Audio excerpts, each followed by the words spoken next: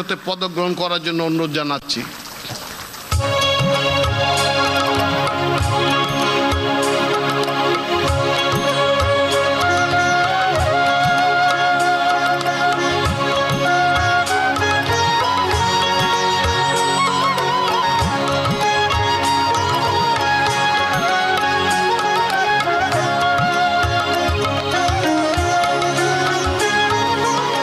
শিল্পকলার প্রধানমন্ত্রী তারেক রহমান প্রধান অতিথি হিসেবে উপস্থিত থেকে এই সম্মাননা পদক তুলে দেন।